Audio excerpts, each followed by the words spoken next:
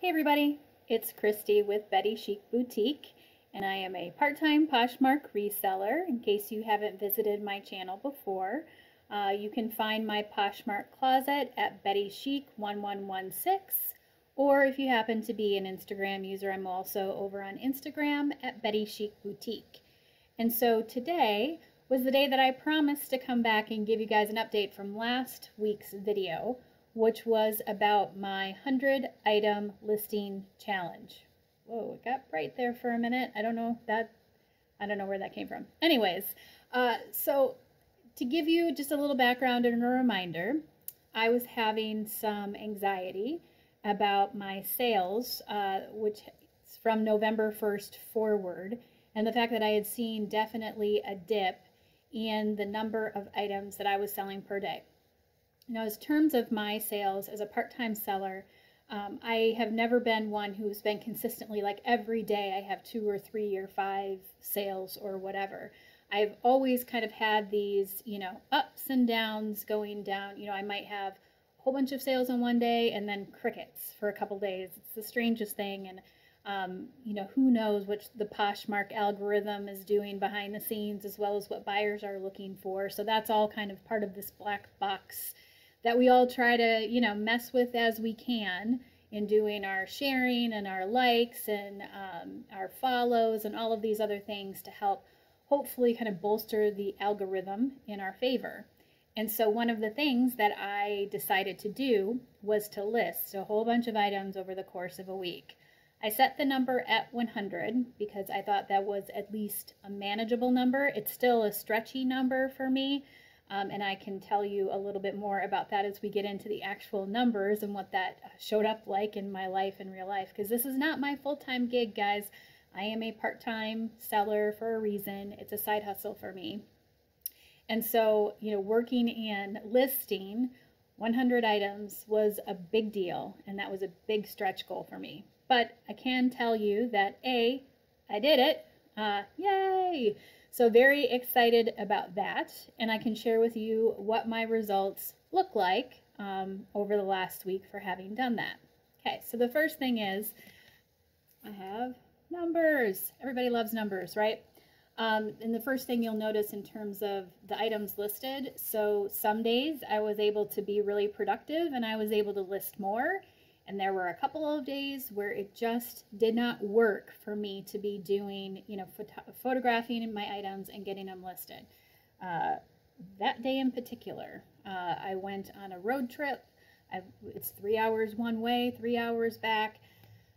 I'm lucky I got 2 items listed that day. But you can see over the course of the week. Now, the first thing to mention, I talked about this in my last video because I did my last video on Monday when I decided to do this challenge. On Sunday, it was closet clear out day, and I dropped prices on a whole bunch of items in my closet. It's like 150 items, something like that. I mean, I've got bargain basement prices for some of the things in my closet right now. So I'm going to have to go through and do some relisting. But I mentioned in my last video too, that wasn't the purpose of this challenge. It was to list 100 new items into my closet, so that's really all I was focused on.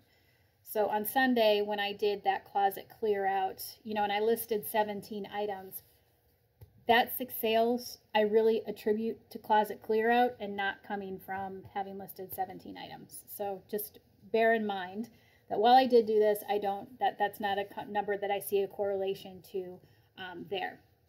So then, moving on, you can see on Monday I listed 6 items. Of course, I had 2 sales that day.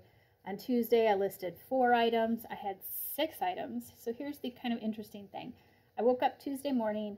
I had like 3 sales before 9 o'clock. A couple of excuse me. Here's my dog who's decided to participate in this conversation in this video. But I had like 3 sales before 9 o'clock. And so I was thinking, I wonder if there's a lag in a whole bunch of items listed, up here on Sunday, and maybe there could be a lag in sales that it might, you might see the tail of the sales from your activity from a couple of days before. So, okay, as I was going through, I'm like, okay, I'm going to pay attention to that then as I continue on my journey here.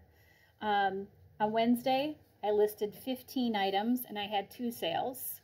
And then, well, my theory from earlier in the week died because on Thursday and Friday, 0 sales.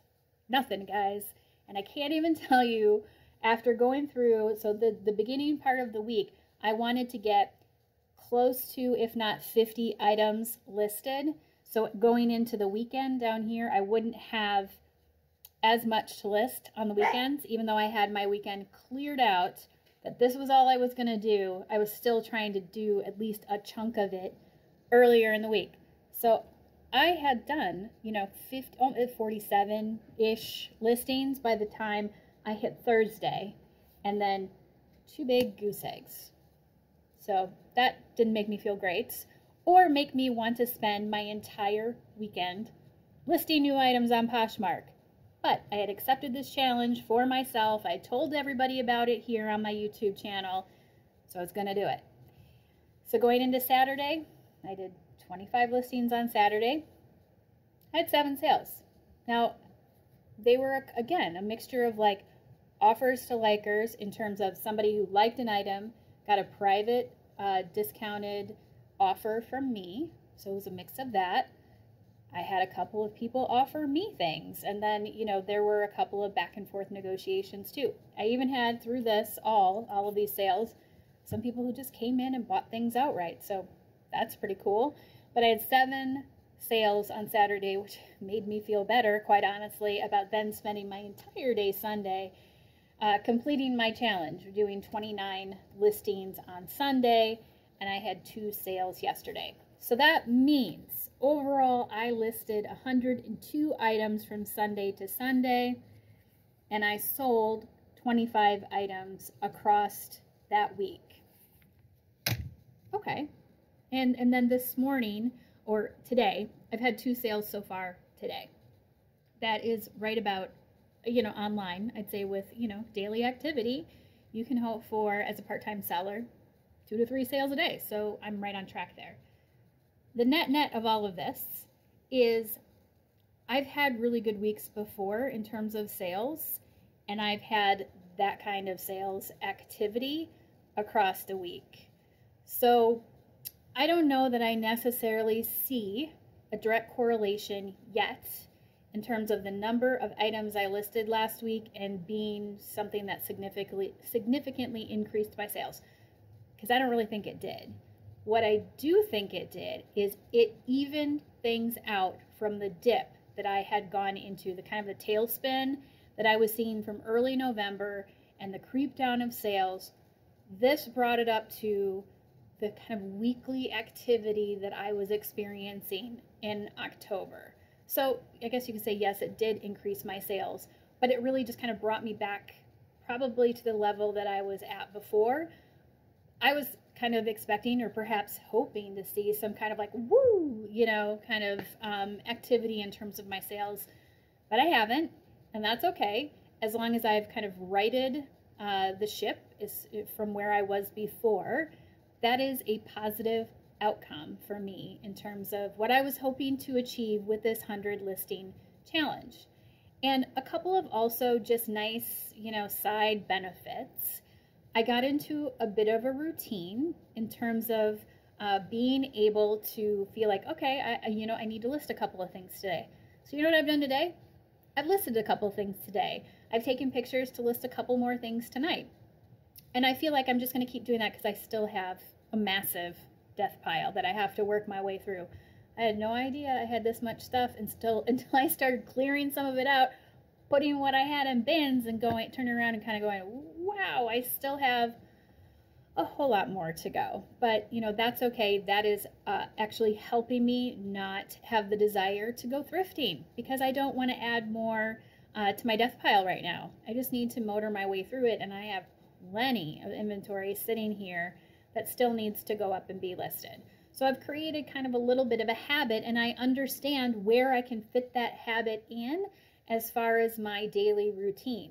So I already kind of had a schedule set where I would get up early before my son would get up, print off my labels, get my packaging and my shipping done, or at least get everything ready to go to the post office in the morning, because always strive to shop or to ship out the next day. That's kind of my motto. So I already had that time blocked off in my day to be able to do fulfillment of orders from the day before. What I've found is that I can maneuver around, having my son, playing or watching TV or something like that, and still have space to be able to, do flat lays. I've been doing almost exclusively flat lays for all of these items because I'm trying a new stylized type of cover shot where I'm adding, like if it's a top, I will add like a pair of pants and a pair of shoes or something like that to just give a little pop to the cover photo to hopefully help, bring more attention to my listings. That takes time. But I can do, a couple of those, as I go along. I'm going to do a whole video probably later this week just about some of the bulk listing best practices that I have kind of uncovered for myself in terms of doing this challenge. And so that, some additional positive side benefits to doing this challenge for myself above and beyond, making the sales that I've made. And I appreciate each and every one of them. I'm hoping to do a couple of new things this week too, where I am going through and I am redoing some cover shots from staler items. Because I tell you what, I did that with 2 items. It was just, as I was looking in my closet at my new items that I was listing with my new cover shots, and then I would see some of these just absolutely like hideous pictures. I'm going through my closet, like scrolling to look for stuff, and then I'd be like, how can you keep leaving that listing looking like that? It looks terrible. And so I went through, and there were a couple of items that I had to update the cover shot. Not the whole listing, I just did an edit and put in a new cover shot. I sold like stuff that's been sitting forever. I just update the cover shot and flew out, was sold. Crazy, crazy. So there is something to the whole relisting thing, and I will be doing more of that this week. In addition to, I want to take some of this extra time over the holiday weekend since I have time off from the full-time job to be able to start playing with like the eBay, my eBay store, and get that up and running, and probably do some listing of the higher end items that I have over on Tradesy. I think that's where the 2 places where I'm going to focus on doing some cross posting. I didn't want to do any of that last week because I had to spend all of my extra time that I dedicated to Poshmark listing items, and I did it. I did it, guys. I won for myself, and I think that's fantastic. Positive results, positive benefits.